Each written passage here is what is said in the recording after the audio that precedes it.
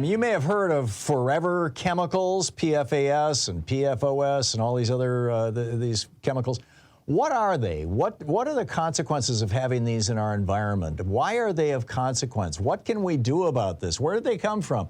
Emily Scarr is on the line with us. Emily is the director of the Maryland Public Interest Research Group, the PIRG, and co-author of a new report on PFAS or PFAS. Is that right, Emily?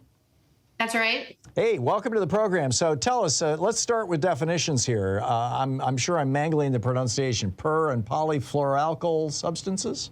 Yeah, you got it. Per and polyfluoroalkyl substances, more commonly known as PFAS. Yeah, it's a class of thousands of toxic chemicals used to make things stain and waterproof or grease resistant. So where do we principally find these chemicals in our world, in our lives?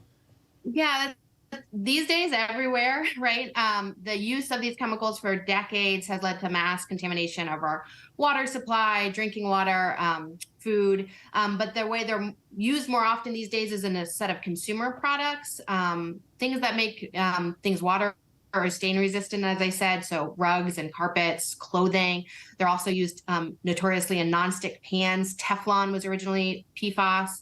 And then they're still used in a lot of manufacturing and industrial purposes. So one of the biggest sources of contamination is their use in some firefighting foams to suppress chemical or gas fires. Right, and they're used because they are so incredibly stable. Do I have that right? They resist heat, they resist water, they don't, they're great lubricants, but they just basically don't break down.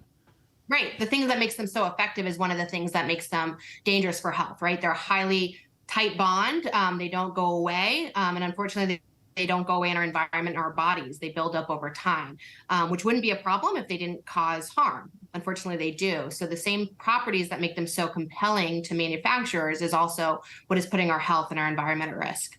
Am I correct in assuming, I've been trying to avoid like microwaved foods, processed foods that come in a pack that you stick in the microwave oven, popcorn, microwave popcorn, getting hot drinks from fast food outlets, on the assumption that the paper that the trays for the microwave foods and the paper that the paper cups are made of has to have been treated with something to make it waterproof, and I'm assuming it's PFAS. Is it?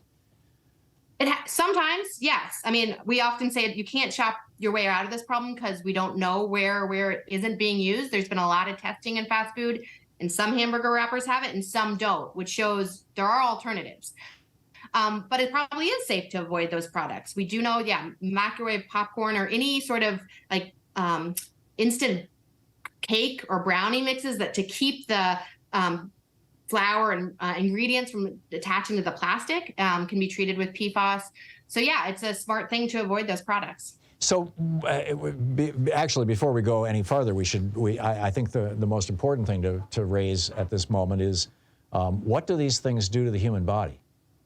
Yeah. So PFAS, even in low levels of exposure, are linked to a wide range of potential health impacts, including kidney cancer, reproductive risks, reduced vaccine response, and more. And again, because they build up over time, this is particularly concerning to our children who are, will have a lifetime of exposure, as well as folks in occupations where they encounter PFAS a lot, firefighters, manufacturing, things like that. So how did these compounds make it past our regulatory agencies into our food supply and into our environment if they're so toxic and can cause cancer and in fact I believe the list is actually a little more extensive than that. Yes, quite long. Yes, I gave you a couple of the highlights, but yes, there's certainly more and more exposure. We're finding more and more links to dozens of health conditions. Yeah. Yes. So unfortunately, our federal regulatory system isn't as strong as it should be. Unfortunately, these days, most chemicals are allowed on market without any testing that they are safe to human health or the environment. It's really that we don't regulate things until they are proven to be unsafe, which is not the way we should approach toxic chemicals, right? We should be not putting things out to market until we know they're safe for human health. And what makes matters worse is the chemical industry is known for decades that these chemicals are dangerous and yet have continued to market them or formulate new formulations of the chemicals, which is why we have thousands and thousands of PFAS chemicals. The manufacture of PFOS and PFOA, as you mentioned, some of the oldest PFAS chemicals has mostly stopped in the United States. But these new formulations makes it like you're playing a game of whack-a-mole when you're regulating. And so that's one of the reasons we advocated for restricting this entire class of chemicals because of the harm they likely pose. How big an industry is this? How many, are we talking billions of dollars, tens of billions, hundreds of billions? Yes. my brain doesn't go that big in numbers, but yes, likely. You think of some of the biggest chemical companies in the world, DuPont, 3M. It's a big industry for sure. Are other countries, are there any success stories? Has the European Union dealt with these things? Are there other countries? Yeah, I'm not fully up to date on what's been done, but as usual, the EU is probably ahead of us as far as regulating PFAS, but I don't think it's been fully solved. And the U.S. certainly has a huge role to play still. Are there any politicians in the United States who are paying attention to this issue? Yeah, absolutely. The state level, there's just been tremendous effort going in recently and bipartisan because we're starting to see the impacts. People are starting to hear about PFAS, know about PFAS, and beginning to look for contamination. And when you find contamination, or when you look for contamination, you find it. So there's a lot of upward pressure from communities about cleaning up their drinking water supply, which has led to a lot of state action to restrict the chemicals, a lot of lawsuits from local leaders, state leaders to hold the chemical industry responsible. There's not been as much federal action as we would like to see. The EPA is setting its first enforceable limit on PFAS expected by the end of the year, but we haven't seen the comprehensive reforms in Congress as we'd hope. I don't think that's a surprise considering the gridlock nature of our Congress, but we'd be happy to know that we've seen bipartisan, strong efforts in states across the country to address PFAS contamination and their use. Is this, at the federal level, a partisan issue? Is this the sort of thing where one party wants to regulate them and the other party doesn't? I don't follow federal policy specifically. I would say it's not. No one's really going to bat. Maybe it's failing on partisan lines. Nothing can obviously pass federally without bipartisan support. I think there has been some bipartisan interest, but I don't know if we've seen as much from the Republican Party federally as we would like. I would say at the state level, it's different. Again, our massive bill to restrict PFAS in Maryland passed with unanimous support and was considered a legislative priority by a Republican governor. So even if it is falling on partisan lines federally, I don't think that is a sign of where Republicans across the country stand or even where our state leaders stand. For people who are concerned about PFAS, two levels of activism that we might be able to engage in. Number one, are there any particular politicians at the federal level that we should be reaching out to, either because they're allies or because they're just wrong and we need to let them know that we want them to regulate these things, number one? And go ahead and answer that, and then I'll ask my follow-up. Reach out to your own legislators, of course. I mean, your senators, your representatives, to tell them about the concern. I think we've seen the leadership come from the states that have discovered the contamination first, Michigan, North Carolina.